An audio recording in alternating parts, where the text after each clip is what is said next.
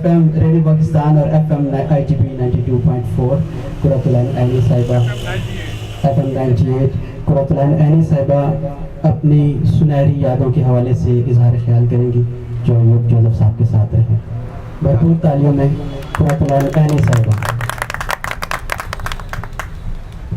بہت خوبصورت محفل سجی ہوئی ہے اور جس انداز سے آپ سب کی شاعری سنی بہت اچھا لگ رہا ہے. سوچ کو سلام کروں گی جس کی وجہ سے آج یہ دوسری سٹنگ ہے کہ یہاں پر موقع ملا. ایوب جوزف صاحب اساتذہ کرام میں سے ہیں اور اس کے ساتھ ساتھ میں یہ سمجھتی ہوں کہ میرے بزرگوں میں سے بھی ہیں. جتنا ادب، جتنا پیار اور جتنی محبتیں ان کی طرف سے مجھے ملی میرے خیال میں شاید ہی مجھے کہیں اور سے ملی ہوں. آج میری دوسری ملاقات ہو رہی ہے مبشر صاحب کے ساتھ اسی محفل میں.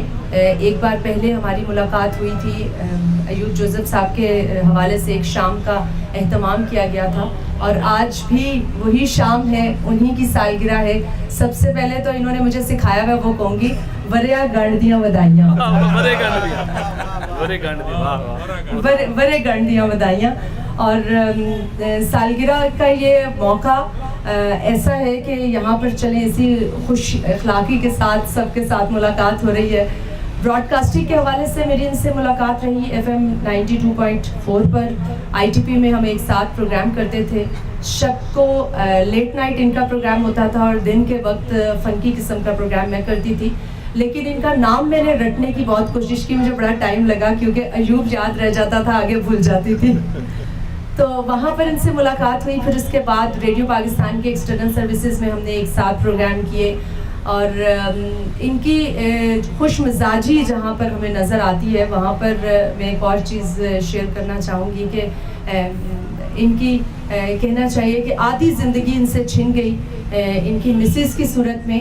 اور جب پروگرامز میں ہم بیٹھتے تھے اور میرے ساتھ بھی کچھ ایسا ہی حادثہ ہوا کہ ان کے جو شریک حیات کو غم ملا ان کی طرف سے، ویسے ہی یہ غم مجھے اپنی والدہ کی طرف سے ملا. تو کہنا یہ چاہیے کہ غم سانجھا سی.